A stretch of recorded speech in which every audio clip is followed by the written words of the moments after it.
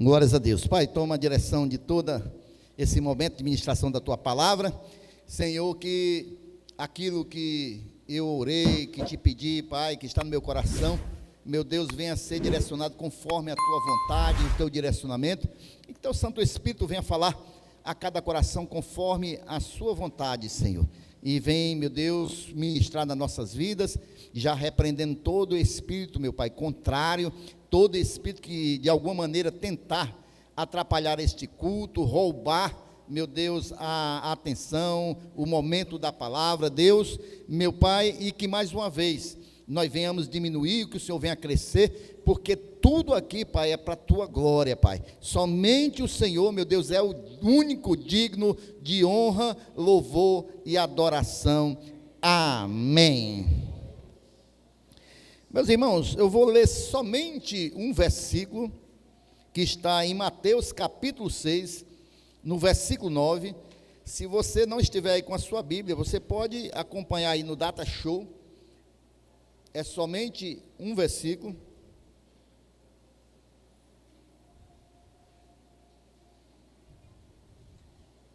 Quem for achando vai dizendo amém.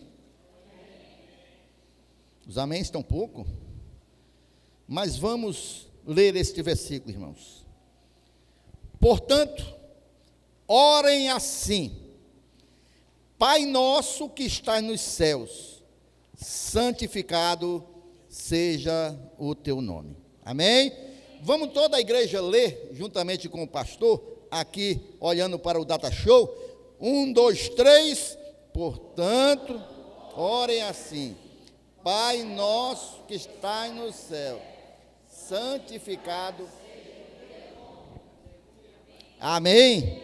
Glórias a Deus. Meus irmãos, por toda a Bíblia Sagrada, nós podemos encontrar o Senhor nosso Deus se colocando como um pai, mas um pai de amor, um pai que tem cuidado dos seus filhos. E essa foi a oração que o Senhor Jesus ensinou aos seus discípulos. É importante nós compreendermos que quando nós olhamos e lemos Mateus, a partir do a partir do capítulo 5 até o capítulo 7, irmãos, é conhecido como o Sermão do Monte, ou o Sermão da Montanha. Alguns ainda dizem que é o Sermão da Planície, mas na realidade esse sermão é muito conhecido. Ele dá muitas orientações morais para a vida do discípulo, como deve ser a conduta do discípulo de Jesus, como ele deve andar, como ele deve se colocar diante da sociedade. Mas dentro desse sermão, que vai do capítulo 5 ao 7, nós encontramos aqui, irmãos, Jesus ensinando os seus discípulos a oração do Pai Nosso, ou alguns dizem a oração modelo, que ao olharmos para essa oração, nós compreendemos como nós devemos nos dirigir a Deus, o nosso Pai, ou um modelo de como nós devemos orar em todas as causas. Mas o que me chama a atenção aqui, meus queridos irmãos, é que Jesus ensina a orar, e ele inicia essa oração dizendo justamente isso. Ele diz: portanto, orem assim. E ele diz: Pai nosso que está nos céus, santificado seja o seu nome. Então, nós podemos ver que além do Sermão do Monte, nos instruir com relação a uma conduta cristã, também nós podemos ver que dentro do Sermão do Monte, há também, irmãos, uma mensagem onde Jesus, ele vai ressaltar a intimidade que nós devemos ter com o nosso Pai, o nosso Deus. Amém, queridos? Nós, irmãos, devemos ter uma conduta cristã moral, mas isso não é tudo, irmãos. Se nós não tivermos um relacionamento com Deus, de intimidade com Deus, irmãos, logicamente vai ser difícil ter uma conduta moral também perante a sociedade. E a prova disso é que em todo o Sermão do Monte, Jesus, ele chama o nome Pai, pelo menos 14 vezes ele pronuncia Pai, Pai. Isso denota uma intimidade que Jesus tinha com nosso Deus e Pai. E também, irmãos, essa intimidade é a que deve existir com nós, irmãos, que somos filhos de Deus e cidadão do céu, com o nosso Pai. Mas deixa-me dizer uma grande verdade. Se você está aqui esta noite, se você é um discípulo de Jesus, nós sabemos que o discípulo, ele quer imitar o mestre, ele quer andar nos passos do mestre. Se você está aqui, se você é um discípulo de Jesus, eu quero lhe dizer esta noite, que você tem um Pai celestial que te ama, que você tem um Pai que tem zelado pela sua vida e tem cuidado da sua vida. Sim, você tem um Pai, graças ao sacrifício que Jesus Cristo, ele fez na cruz do Calvário, quando ele morreu por nós, aí nós adquirimos verdadeiramente um Pai que cuida de nós, um Pai que está pronto a nos socorrer em todos os momentos, um Pai que está pronto a nos livrar de todo o mal, um Pai que está ao nosso lado em todos os momentos das nossas vidas, um Pai que, apesar das nossas falhas, dos nossos fracassos, das nossas falhas, Ele está sempre disposto a nos perdoar, nos amando e nos ajudando na nossa caminhada. Se Deus é seu Pai, levante as suas mãos esta noite e glorifique o seu santo nome, exaltando o nome dEle, que é santo, justo e poderoso. Mas, irmãos, Jesus nos ensinou a oração do Pai Nosso. E nessa oração nós podemos aprender algumas verdades.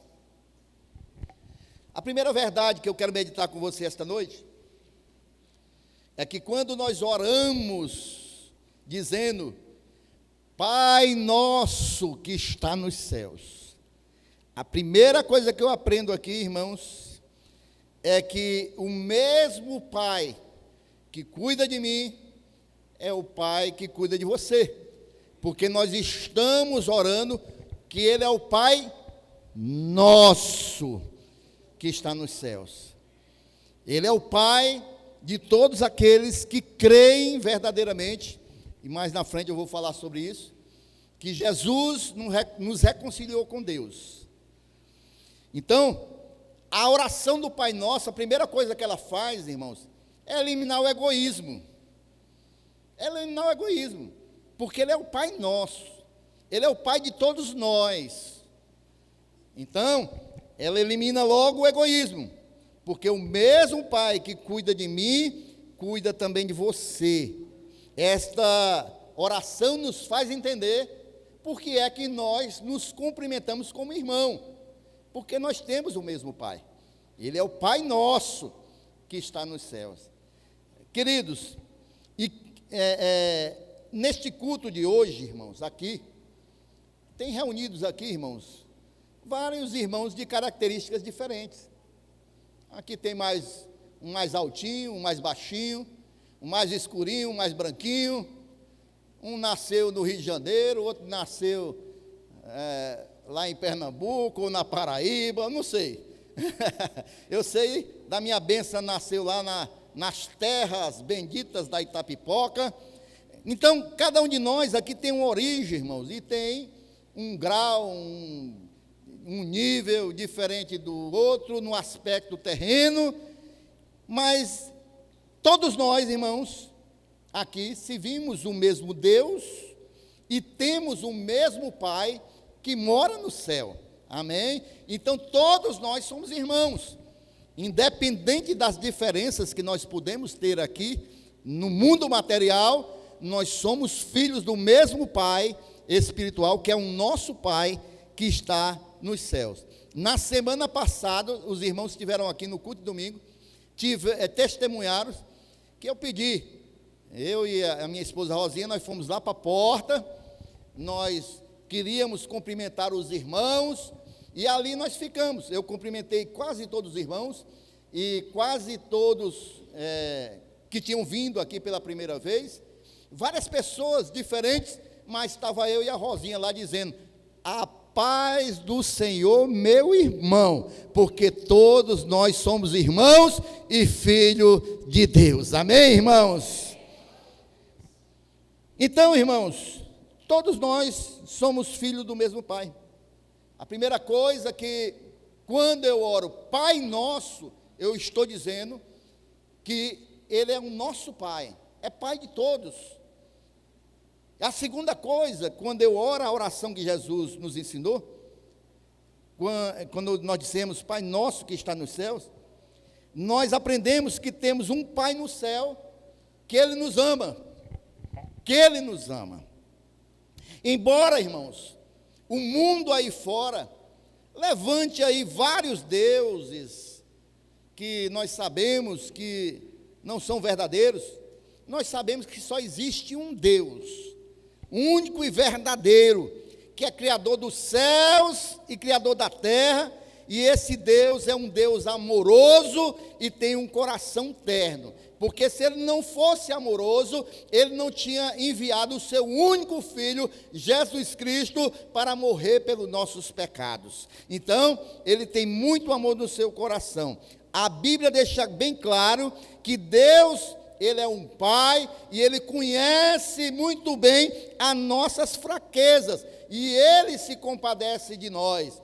Lá em Hebreus, a palavra de Deus vai nos dizer que Jesus Cristo, Ele veio a esse mundo, e Ele experimentou as mesmas coisas que nós experimentamos, exceto o pecado, porque Ele não pecou, mas Ele sentiu sede, Ele sentiu fome, Ele chorou, Ele se angustiou, e tudo aquilo que eu e você passamos, Jesus Cristo passou. Por isso que Ele nos conhece, por isso que Ele nos entende, por isso que Ele se compadece de nós. Amém, irmãos? Então, irmãos, assim o Senhor, Ele nos conhece. É como diz o Salmo 103, versículo 13. Olha só quem é esse Deus.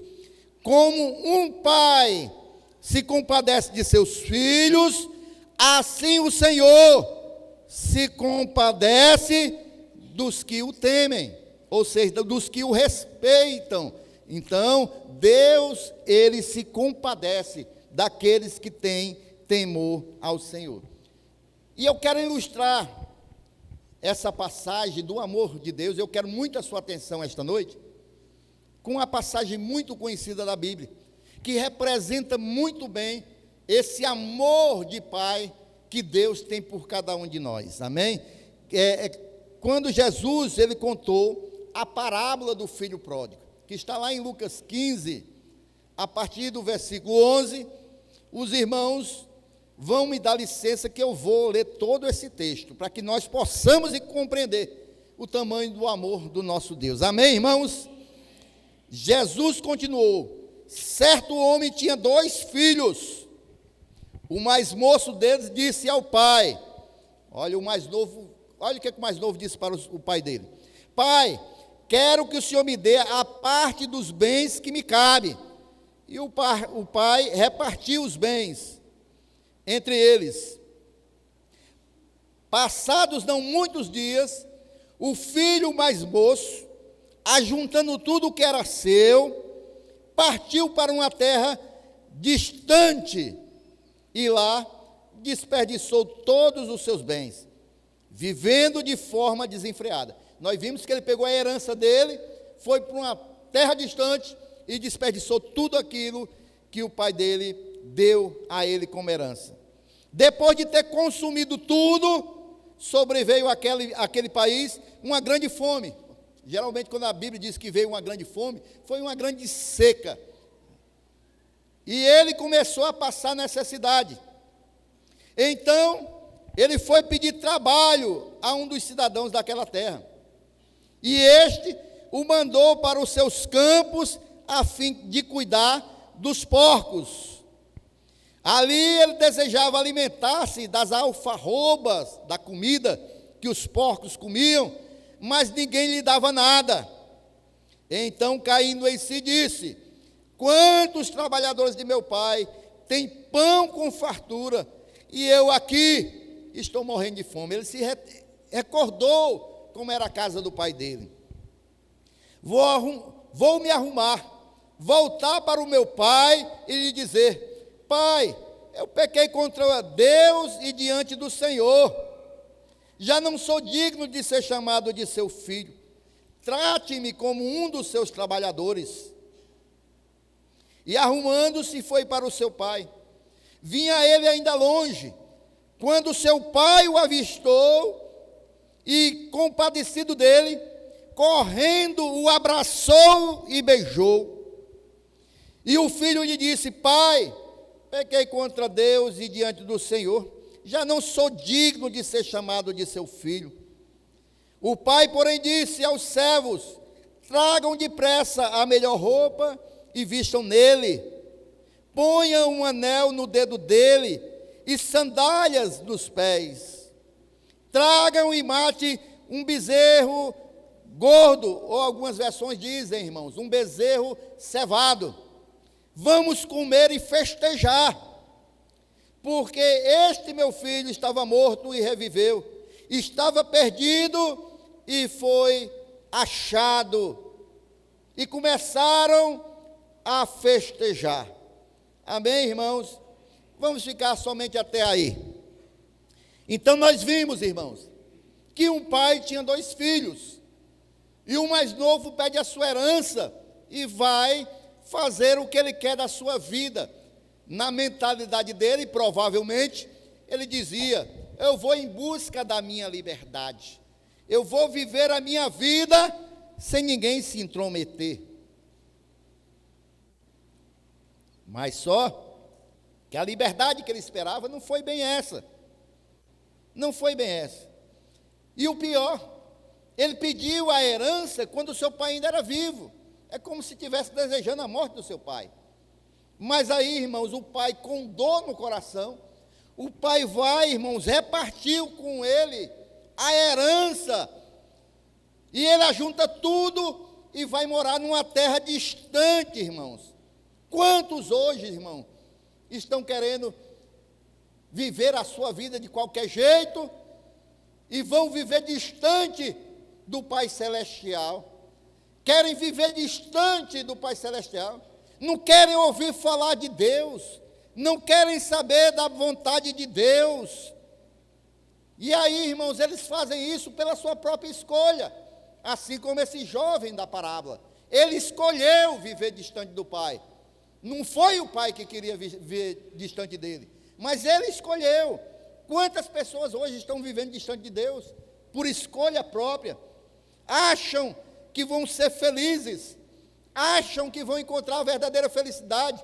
Deixa eu dizer uma coisa para você esta noite, meu irmão: o homem não tem possibilidade de ser feliz de maneira alguma distante de Deus, porque Deus, irmãos, só Ele pode suprir dentro de nós aquilo que nós tanto necessitamos. Porque o homem é corpo, o homem é alma e o homem é espírito. O homem pode satisfazer o seu corpo, o homem pode matar o desejo da sua alma, mas o espírito, somente quando ele se volta para Deus. Não tem como o homem viver feliz longe de Deus. E aí, meus irmãos, ele vai e gasta todos os seus bens.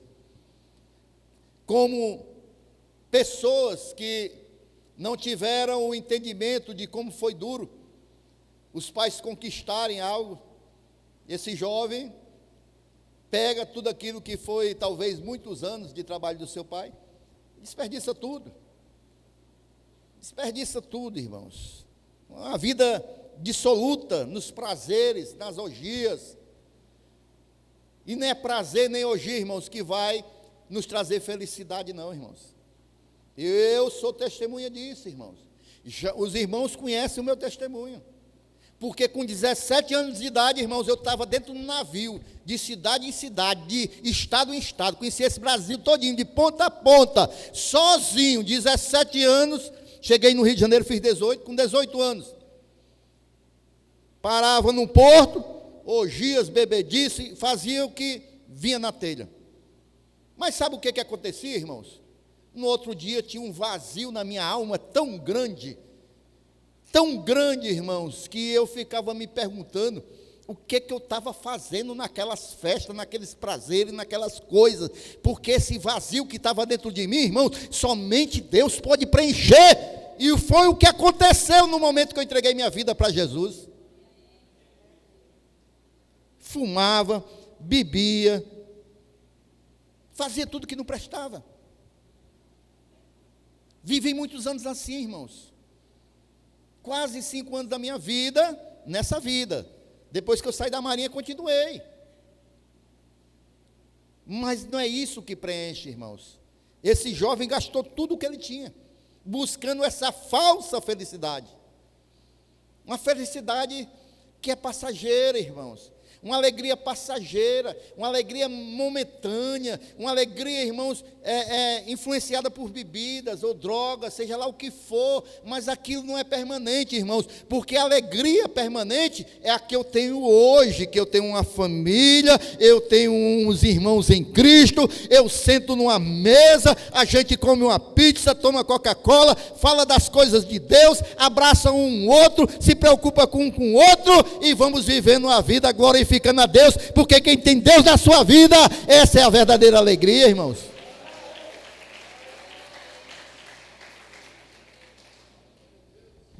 E aquele jovem, irmãos, começou a vir uma grande seca, uma grande fome naquele país, e ele começou a passar muita necessidade, porque desperdiçou toda a sua riqueza, e com muita dificuldade, irmãos, ele conseguiu um emprego para cuidar de porcos. E olha só que humilhação, irmãos, porque para os judeus, o porco, irmãos, é considerado um animal imundo, né? Não é, os judeus não comem porcos. Os judeus, eles consideram o porco um animal imundo. Mas para não passar fome, aquele filho pródigo, ele recebeu aquele emprego e foi ser pastor dos porcos, na miséria, porque a fome era terrível, irmãos, a fome era terrível. A Bíblia diz, irmãos, que ele queria, era tão sério o momento que ele estava vivendo, que ele queria comer a comida dos porcos. Eita Jesus, situação difícil, né, irmão?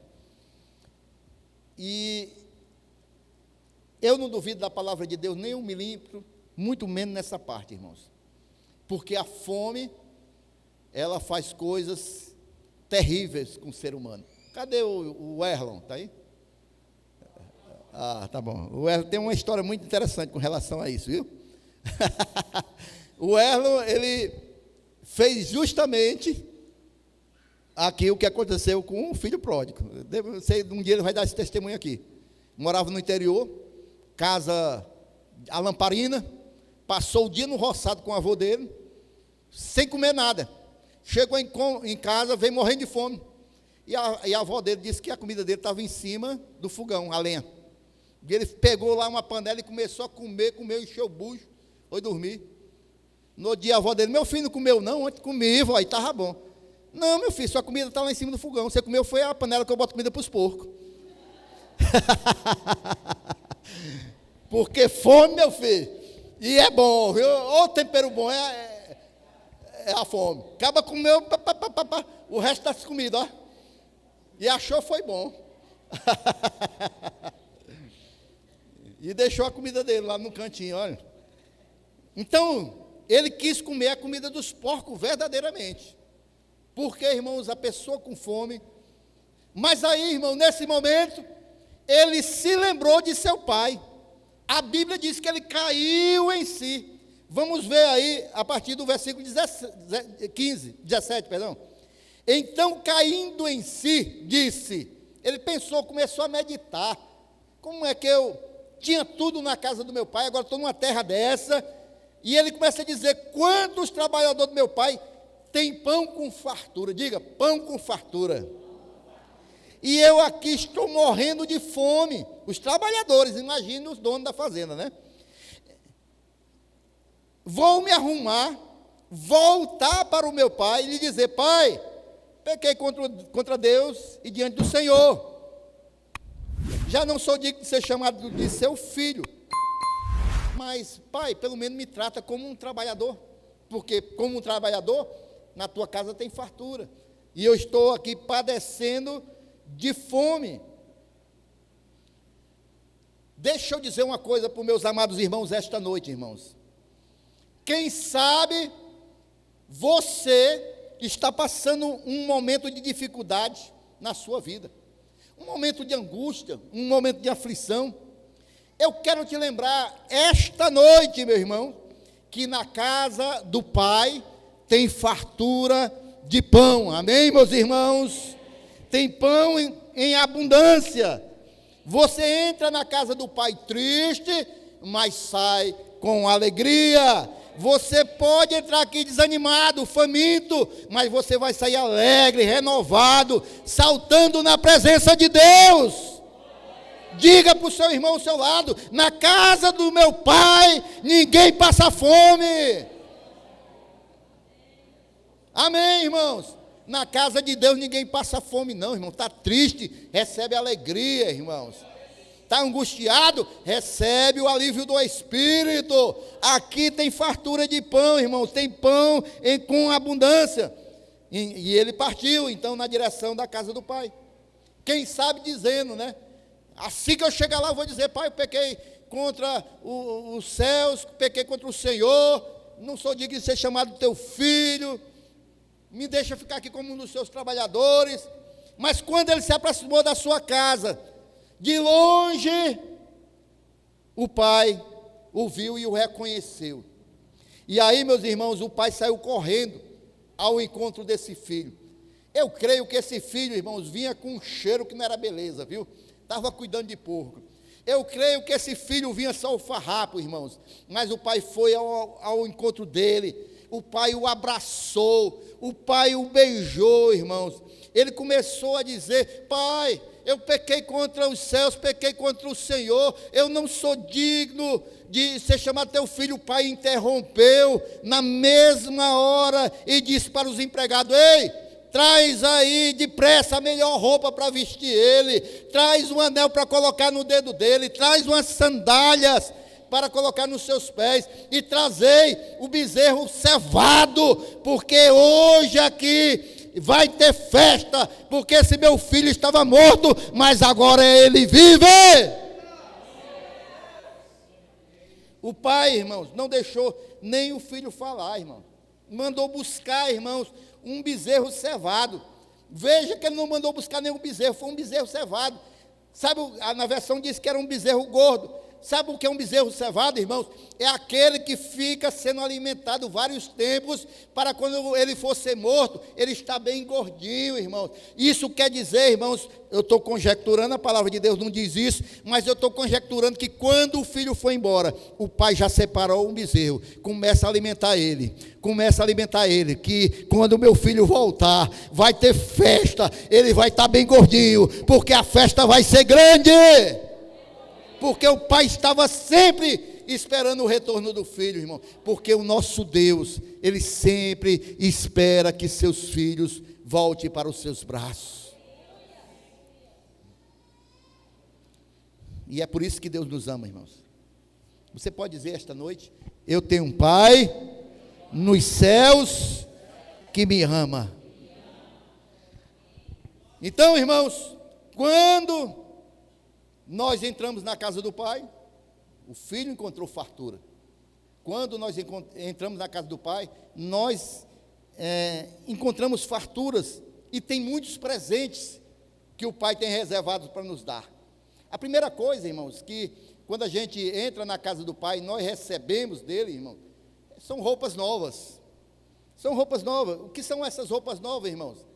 Aqui, irmãos, o que Deus nos dá, o nosso pai, quando nós entramos na sua casa, é uma vida nova, irmãos. Nós somos revestidos para uma nova vida, porque aquele homem que era antes, aquela mulher que era antes, não é mais, é uma nova vida, ela nasce de novo. É por isso, irmãos, que muitas vezes, eu sempre digo, as pessoas conhecem uma pessoa antes dele receber Jesus, e depois que vem a transformação, muitas pessoas não conseguem acreditar na transformação que Deus pode fazer na vida de uma pessoa. Eu sou testemunho disso, porque foi assim que Deus fez na minha vida. Em 2 Coríntios, capítulo 5, versículo 17, a palavra de Deus nos diz isso, irmão, que se alguém está em Cristo, ou se alguém veio para a casa do Pai, ele é uma nova criatura, as coisas velhas já se passaram, e eis que tudo, diga tudo se faz novo, irmãos, tudo se faz novo nas nossas vidas. Então, quando a gente está na casa do Pai, a primeira coisa que o Pai nos dá, irmãos, são vestes novas. Nós agora temos uma nova vida, somos revestidos com a presença de Deus em nós, e nós vivemos agora de maneira diferente. A segunda coisa, irmãos, ele coloca um anel no dedo. O anel significa autoridade.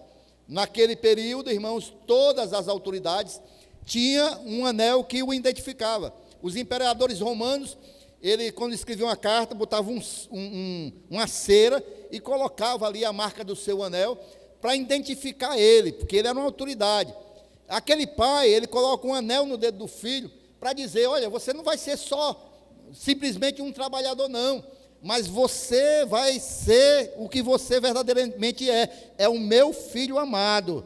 E aí, irmãos, o Senhor Jesus, quando a gente entra na sua casa, ele também coloca um anel na nossa mão, no nosso dedo, mas a Bíblia, irmãos, nos mostra que essa autoridade, irmãos, que o Senhor nos dá, é uma autoridade diferente. É como diz Lucas capítulo 10, versículo 19, diz assim, irmãos, olha a autoridade que Deus nos dá: eis que eu dei a vocês autoridade para pisar em cobras, em escorpiões e sobre todo o poder do inimigo, e nada, absolutamente, lhe causará dano. Deixa eu dizer uma coisa para você: se você está debaixo da autoridade do Pai, não permita que as ações do mal venham contra a sua vida. Você tem a autoridade de clamar pelo nome de Jesus e repreender toda a obra do mal contra a tua vida, contra a tua casa e a tua família. Amém, meus irmãos? O Pai também, irmãos, ele manda colocar umas sandálias nos pés daquele jovem. Naquele período, só quem andava de pé descalço era quem era servo, irmão, escravo. Os filhos proprietários da fazenda, eles andavam calçados, irmão. Sabe o que eu vejo aqui, irmãos? Ele está dizendo, olha, você não é um escravo, você não é um servo, você é livre. Bota a sandália. E é isso que Deus faz conosco, irmãos. Quando nós entramos na casa do Pai, irmãos, nós deixamos de ser escravo do inimigo, irmãos, e nós passamos a ser livres na presença de Deus. Por isso, irmãos, aquele que fumava não fuma mais. Por isso, irmãos, aquele que era viciado no álcool não é mais.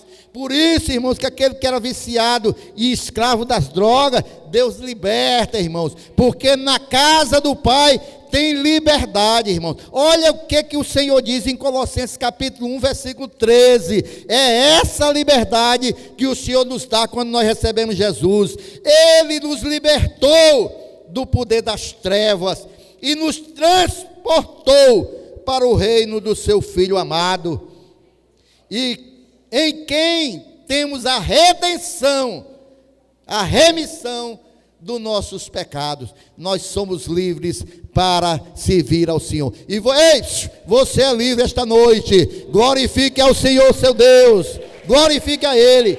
Na casa de Deus tem liberdade, sim. Na casa do Pai tem liberdade, sim, irmãos. Você também está na casa do Pai, e você tem essa liberdade. Se você quiser, irmãos, pular, pule. Se quiser chorar, chore. Se quiser glorificar a Deus, glorifique. Se quiser, irmão, exaltar o nome do Senhor, exalte. Fale em línguas. Você tem liberdade na casa do Pai. Amém? E tem mais, irmãos. Tem mais.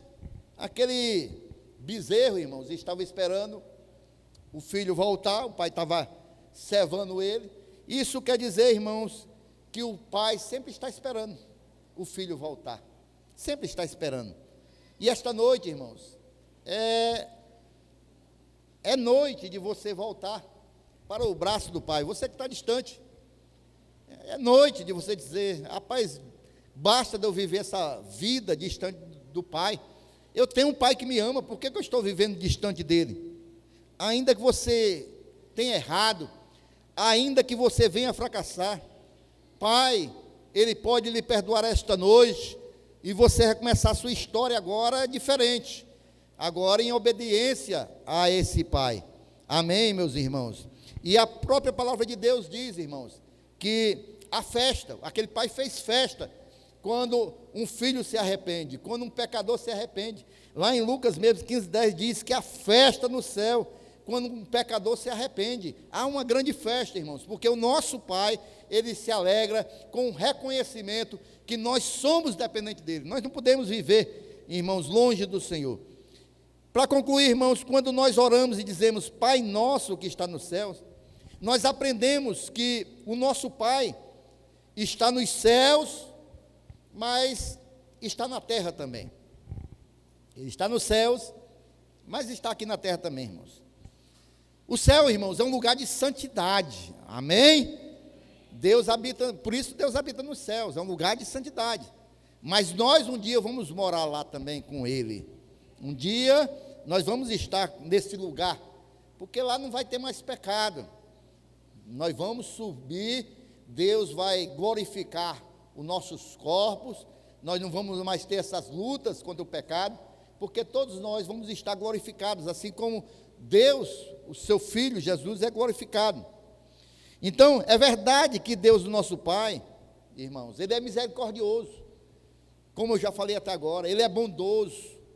É verdade, irmãos, que Deus, o nosso Pai, Ele é compassivo, Ele é eterno, é verdade, irmãos. Mas há uma coisa, irmãos, que Ele não faz, é deixar o pecado impune. Embora Ele nos ame de uma maneira tal, o pecado, irmãos, afronta Deus.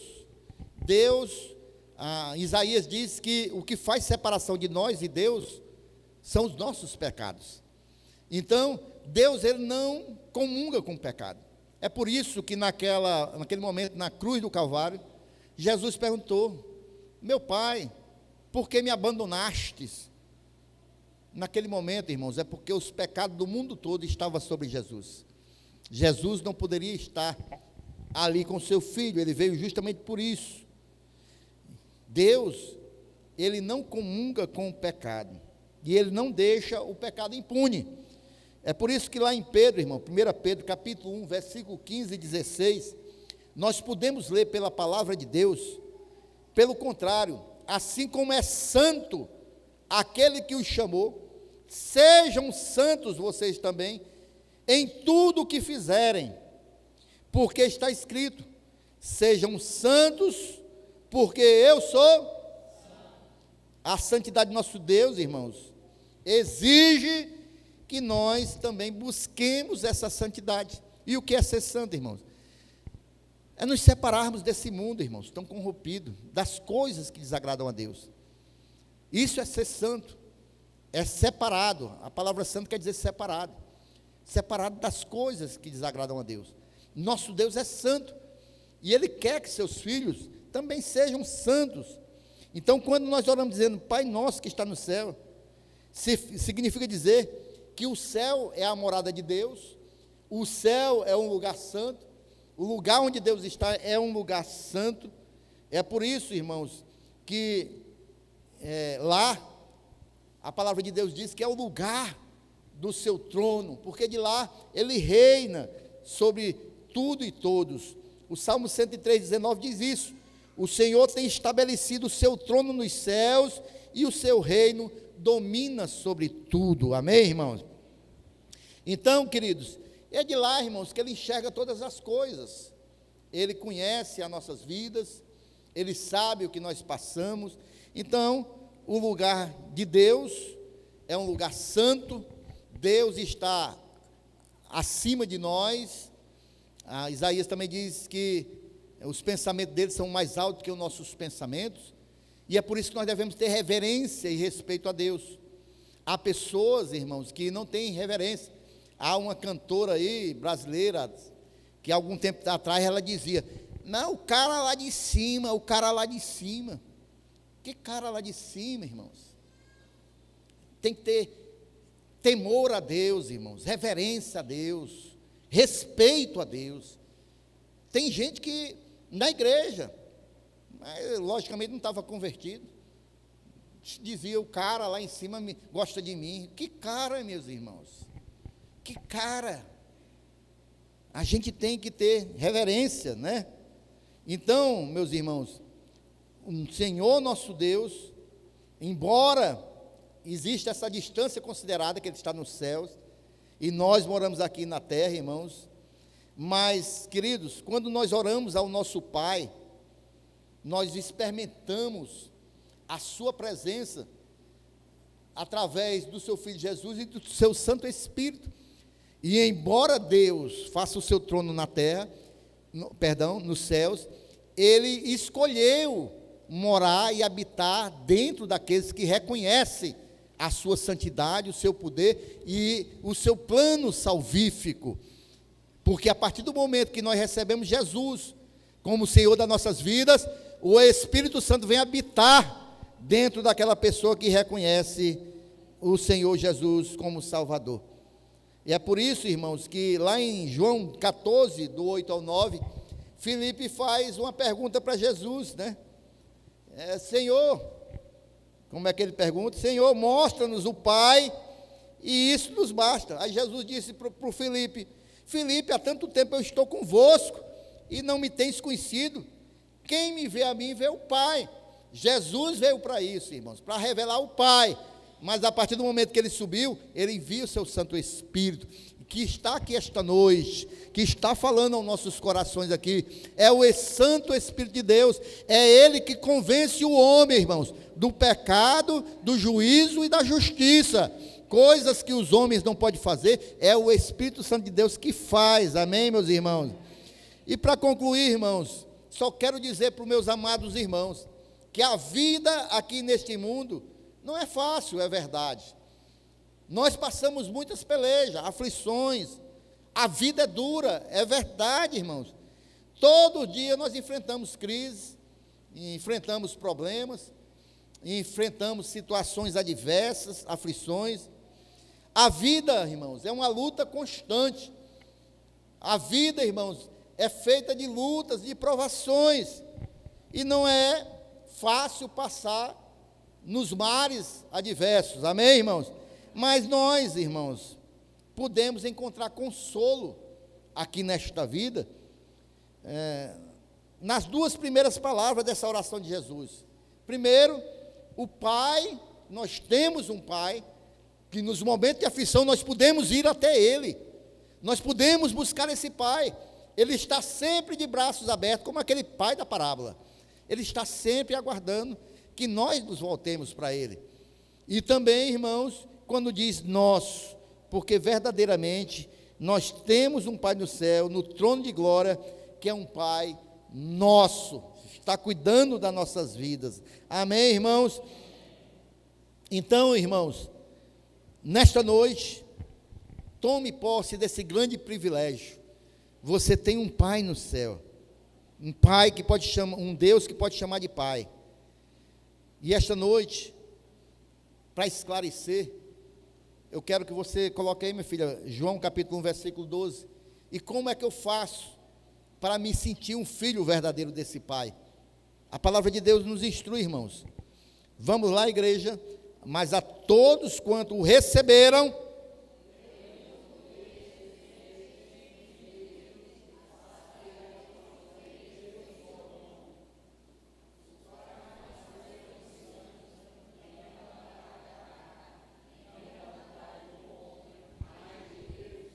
Essa é a vontade de Deus. Jesus veio a este mundo, os seus conterrâneos não o quiseram, os judeus. Mas todos, quando o receberam, deu-lhes o direito de serem chamados filhos de Deus. Aquele que recebe Jesus como seu Senhor e Salvador, ele passa a ter o direito de ser um filho de Deus. E esta noite, você tem essa oportunidade de receber Jesus na tua vida, de receber Jesus como Senhor e Salvador, e que o seu Pai que está nos céus, ele venha cuidar da sua vida completamente nessa terra, e quando a gente for dessa terra, e morar para sempre com ele nos céus. Você tem um Pai que está no céu. Diga, eu tenho um Pai que está nos céus. E esta noite, irmãos, através do seu Santo Espírito, ele está aqui, ele está falando conosco, ele nos ama, ele nos envolve, ele quer nos salvar, ele quer nos libertar, ele quer nos sarar. O Espírito Santo de Deus está aqui esta noite, e ele convence os nossos corações. Não fique longe da presença de Deus, não fique longe desse Pai tão amoroso. Ele continua de braços abertos lhe esperando, e esta noite você pode correr, assim como aquele filho fez, para o braço do Pai, e encontrar salvação, encontrar descanso, encontrar paz para a sua vida. Se você crê, diga amém. Se levante glorificando ao Senhor esta noite.